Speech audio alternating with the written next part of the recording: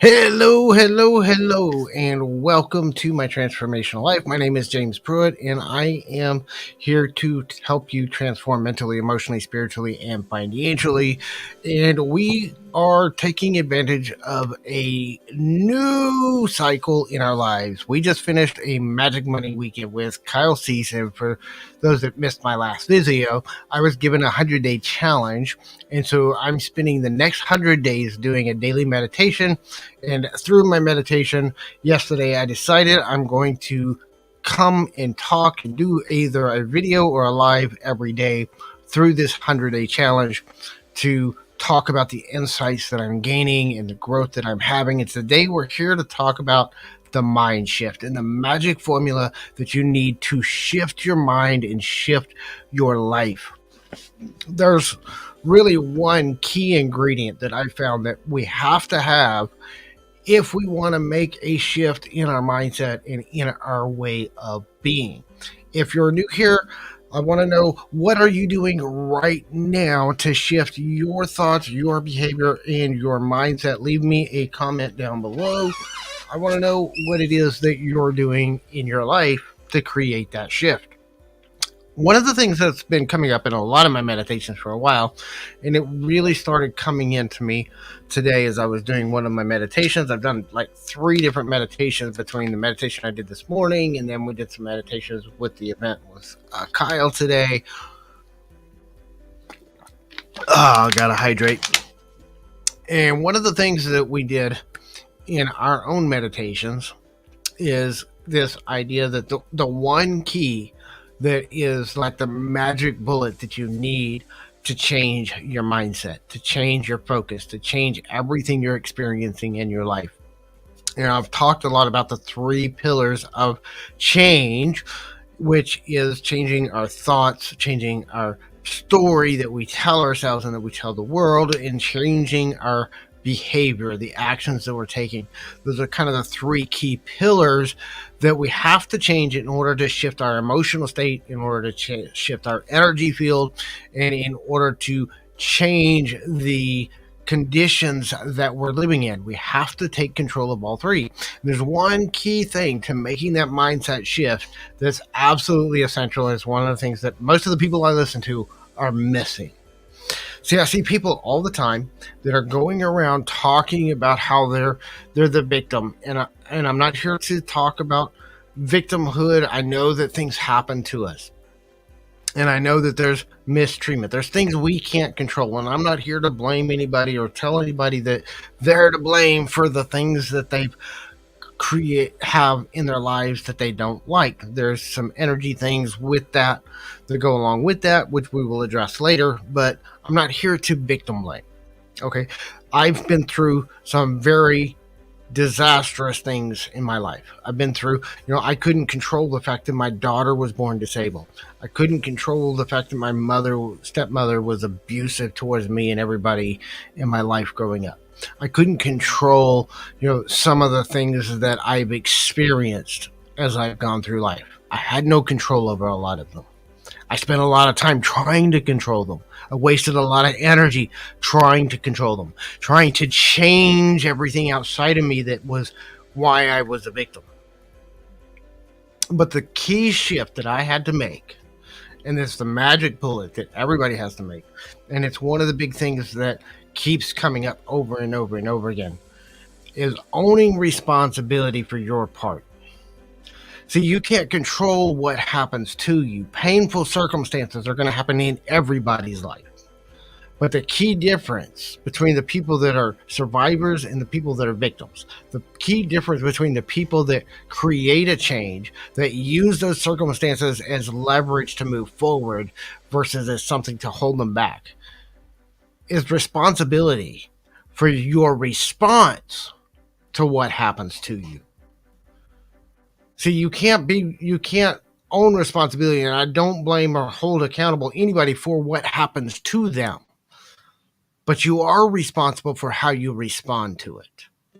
And this is something that's been a huge theme in my life. And it's every time I've struggled and failed, it's because I wasn't taking responsibility for my response to the situation. every time I've struggled in my life, it's because I was avoiding being responsible for my responses.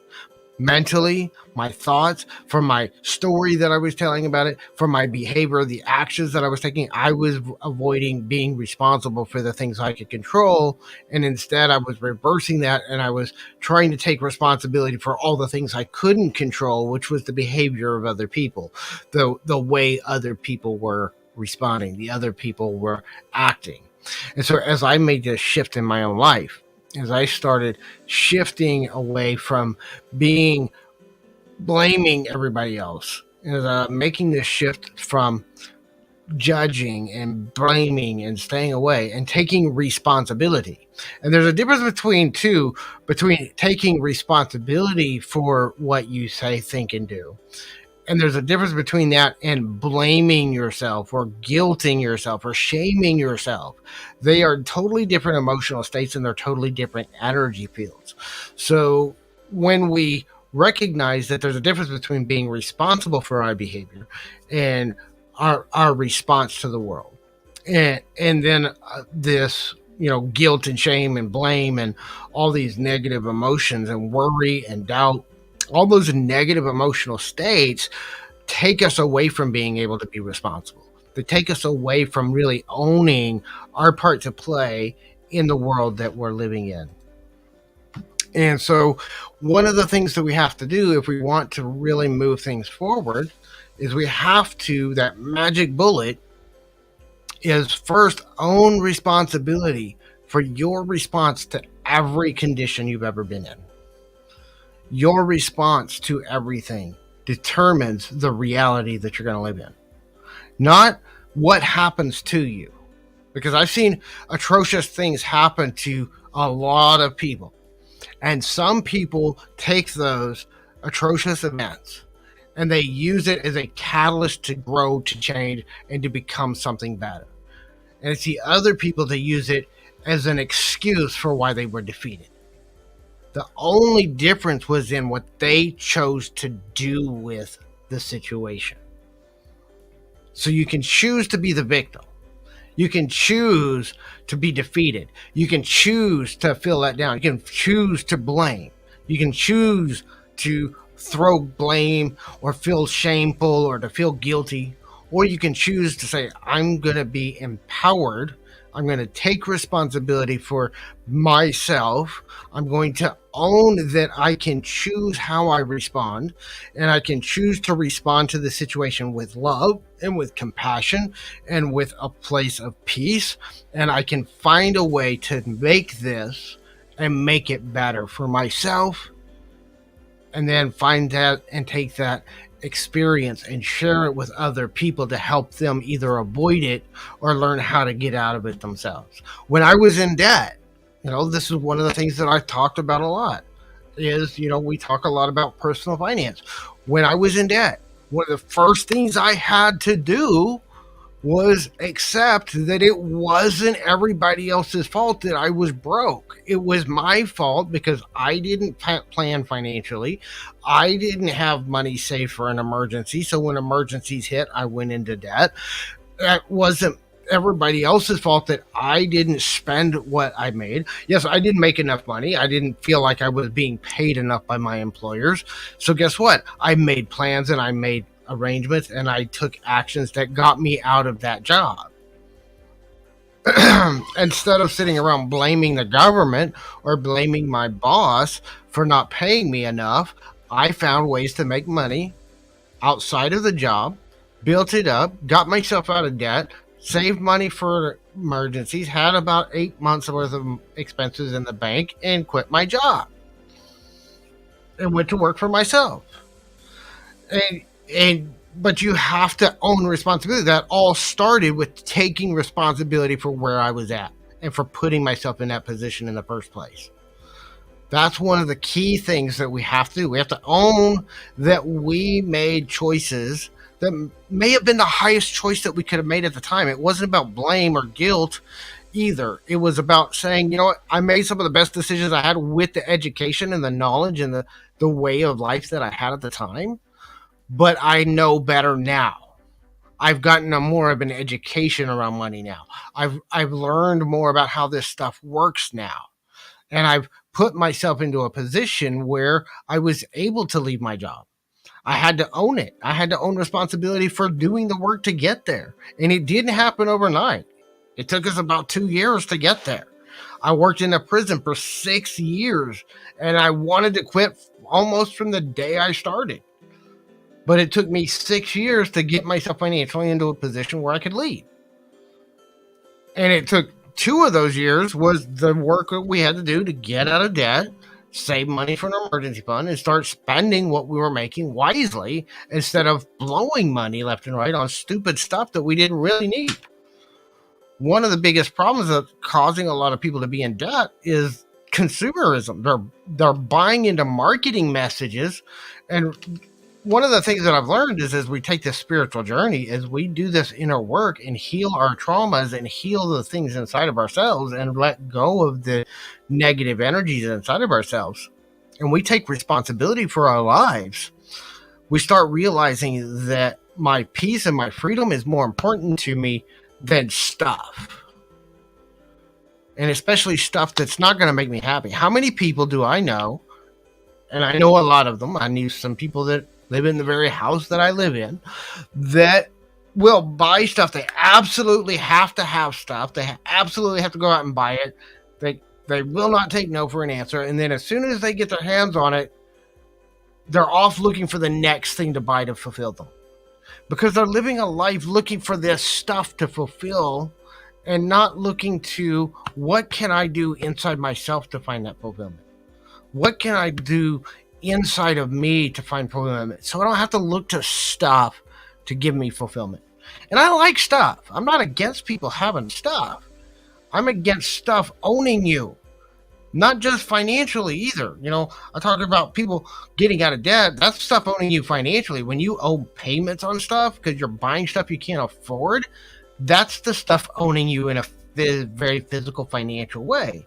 But it's already owning you mentally and emotionally by you believing that your happiness comes from that stuff. And it doesn't. I could lose everything I own and still find happiness and joy in my life. I know I've done it 5 times. I've rebuilt my life from nothing. I had a lot of help along the way, but the only way I was able to rebuild, you know, I went through a marriage years ago. My first marriage, she cheated on me. I couldn't control that. But I had to take responsibility for how I responded to that when I left and whenever I dealt with her and dealing with her even after our marriage. And we stayed friends for a few years. And I was able to do that because I owned responsibility for my part to play in it. I wasn't a perfect husband. Haven't been the second time around either. I'm not a perfect person. I'm a work in progress. But I'm better now than I used to be. I'm better now than I was 20 years ago. I'm better now than I was even 5 years ago, 10 years ago. You know, and some of it's just this perpetual need to focus on my own transformation, my perpetual need to focus on my own growth. I had a friend of mine years ago that laughed at me all the time for getting involved in all this personal development and personal growth stuff because they were like, you're not broken, you don't need to fix yourself all the time. And it's never been about fixing myself, but it's just about you don't have to be broken to know you need to improve. You don't need to be broken to recognize that growth is a part of our journey for why we're here. Well, I personally believe that part of the reason why we're here is to grow, to expand, to learn, to become better. I'm not here to relive the lifetimes that I've lived in the past lifetimes, much less to relive my parents' lives or to relive what people before me think I should do. I'm here to live my life and to live my own expansion and to continually grow and continually learn and become and evolve. And we can't evolve and grow and expand if we don't educate. We have to educate ourselves mentally, emotionally, spiritually, financially. We need education in our relationships, in our career, in all the things that we want out of life. You want to improve your health, you need to educate yourself about your health. Those of you who've been following me for a while notice I'm drinking water. This is part of that shift that I'm making too. I'm trying to drink more water. I'm getting away from drinking, 5 pots of coffee a day.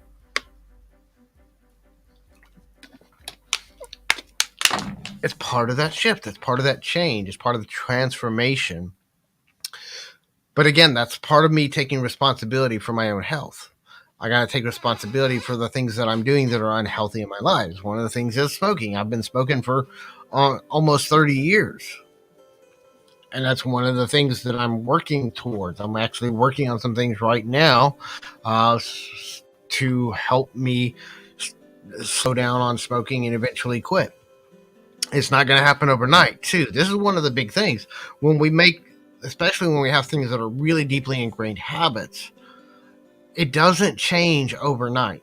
And sometimes one of the things a lot of people get wrong, that I see a lot of people struggle with, is they think, oh, I've made this change, so all of a sudden, because I made this change, everything I've ever done wrong in my past in that part of my life gets erased.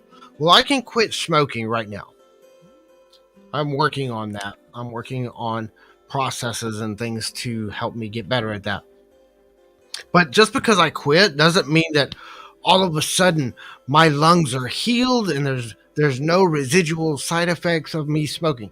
I will probably have scarring in my lungs that will probably be there for the rest of my life because I've smoked for so much for so long, no matter whether I quit or not. Now I can stave that, and some of that can be healed, and some of it can, completely transform.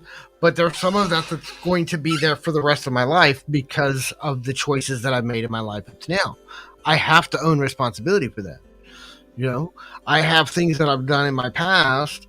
It's like debt. Okay, we can change our view of money. We can change our relationship with money, but we still have to pay off the debt. We still have to pay off those mistakes that we made in our past in order to move forward. You can't just walk away. Some people do. Some people file bankruptcy, or some people just let it go to collections and walk away from it and act as if it never happens. But then we also have the integrity side. And for me, integrity is one of my highest values. So to me, the integrity of saying I committed to paying for that stuff, whether I feel like I got ripped up or not, doesn't matter. I made the agreement to do that whenever I took out that debt. I agreed to those terms when I took out the debt. Therefore, I'm responsible for paying off that debt. Even if I didn't understand the terms, because that's what happens a lot. A lot of people get into debt with these really ridiculous terms, and they don't understand the terms when they get into the debt. And that's what gets them in trouble. Credit cards. I never really got deeply into credit card debt. I think the highest limit credit card I ever had was about $500. But we did have, medical debt. We had some utility debt, which was from utilities from my marriage that were supposed to be paid off by my ex and never got paid, and it went on my credit because everything was in my name. So I had to pay a bunch of that stuff off, even though legally I could have taken her to court and had her pay for it, but I knew she was broke. She was more broke than me, so there was no way that was going to ever happen. And so I just paid it, took responsibility for it. It's in my name, took responsibility for it, and we paid it off and got rid of it. But, one of the things that a lot of people is, like, I see people that are going into debt. I mean, I see people all the time that are all into this student loan forgiveness. Oh, the government's going to forgive our student loans, and the government needs to forgive our student loans. The government didn't make you sign for that debt.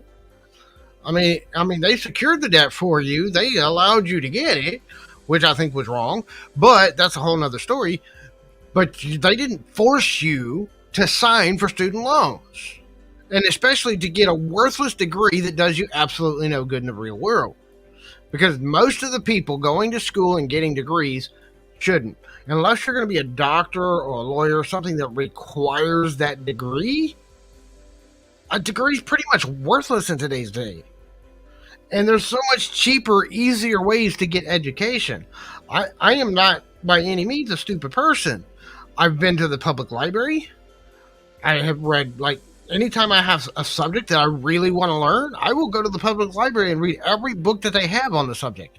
I'll buy books. I'll buy courses online. I'll buy courses on video courses and go to people's membership sites and do stuff like that. There's so many ways that you can get an education that's focused on the things you want to learn without having to go through all the BS that schools make you go to that really did nothing to serve you.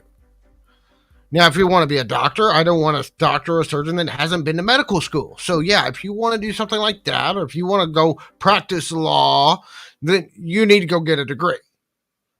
Okay, so you need to look into the field and you need to look at what it is. But I know a lot of people going to college for graphic design degrees.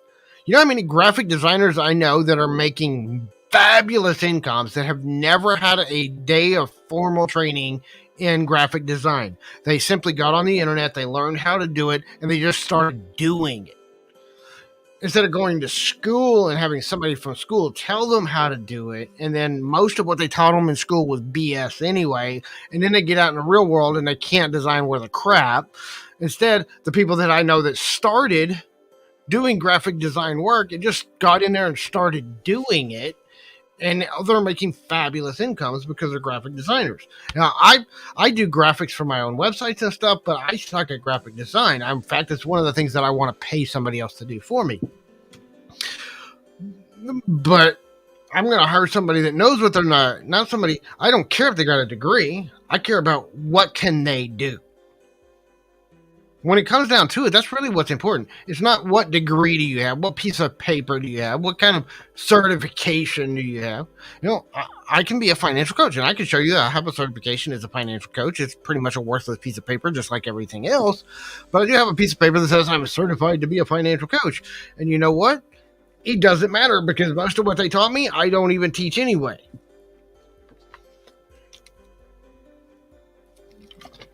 Yeah, there's some of it that I learned through that certification that I still use, but most of it, there's a bunch of it that's stuff I don't even teach because it's out of the wheelhouse of what I work with people on when I'm working people. But you know what? I've never had somebody ask me, hey, how can you help me get out of debt? Where's your degree in debt payoff? There is no degree in debt payoff. I went through an online coaching program. I learned how to do it. I got myself out of debt. And, you know, but you don't need a piece of paper to say that. It's just, people don't care. Most people are like, what can you do to help me? That's what people care about. Do you know a system, a strategy that you actually know? Do you have the techniques? Do you have the skills that can help somebody with something? Whether it's a physical skill. You know, when I was freelance writing, I did freelance writing for a few years when I first started my online business, and I was working as a ghostwriter. I was working for writing hundreds of articles for other people's blogs. I never once had somebody ask me where I went to school to learn article writing. I didn't. In fact, my first articles that I sold were some of the first articles that I wrote. I'd been writing my own web content for about 2 months when I started doing freelance writing work.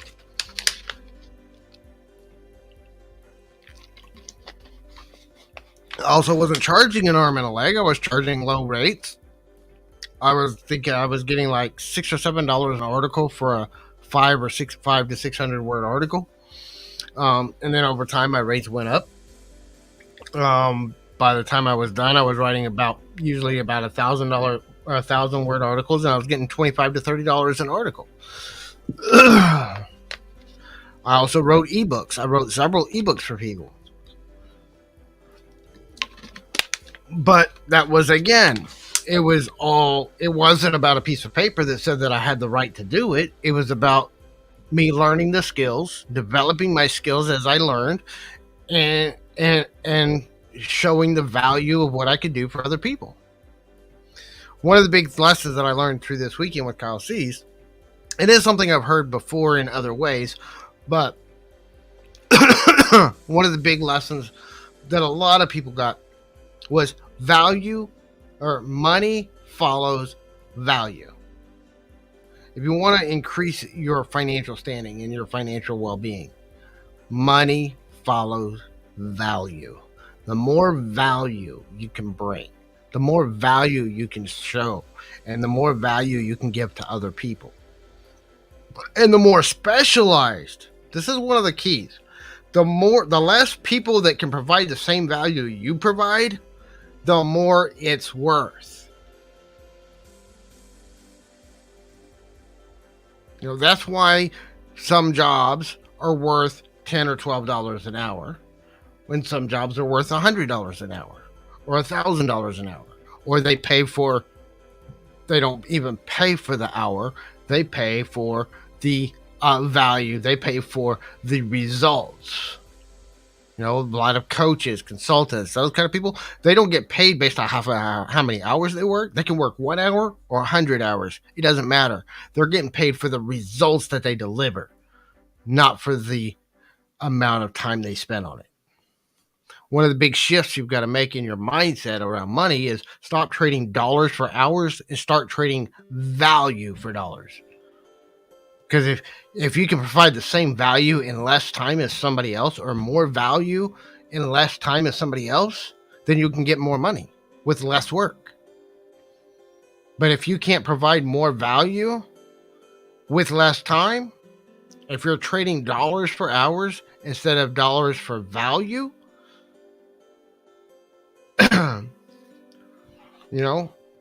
the less people that can deliver the exact same value that you deliver, the more money you can make. But if you're just mediocre, providing the same value as everybody else, you're not specialized in any way. The more you specialize, this is why, even if you look at doctors, all doctors make a lot of money, but a general practitioner makes less money than a nervous specialist, or a gastroenterologist. And the more specialized you are in your field, you could be a gastroenterologist, but do you specialize in the stomach? Do you specialize in the gut? What part of the GI system do you specialize in too? The more specialized and narrowed down you get, the less competition there is and the more value you have.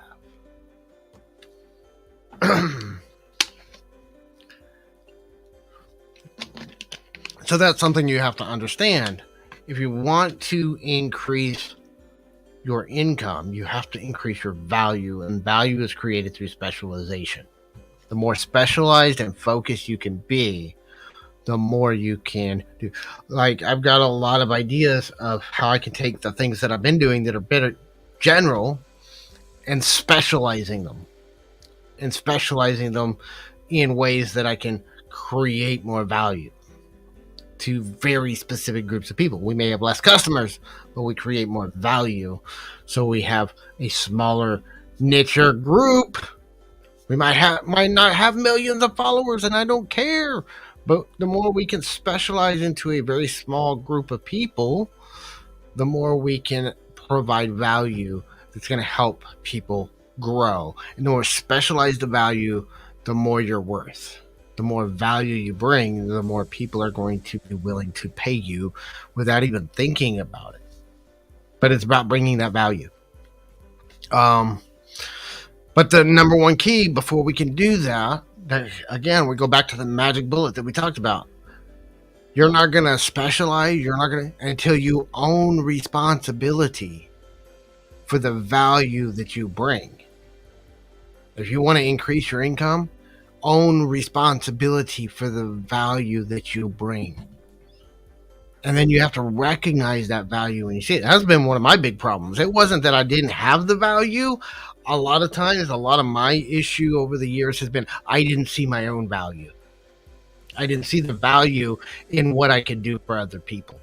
And the more I've dove into understanding my value that I bring to people, the stronger and the more I'm able to create things that are going to flow from that place of value. And I've got several things, here we talk about the personal transformation. I'm taking actually some of this transformational work and specifically applying it to my other channel, which we talk about content creation, and we talk about how to be a content creator.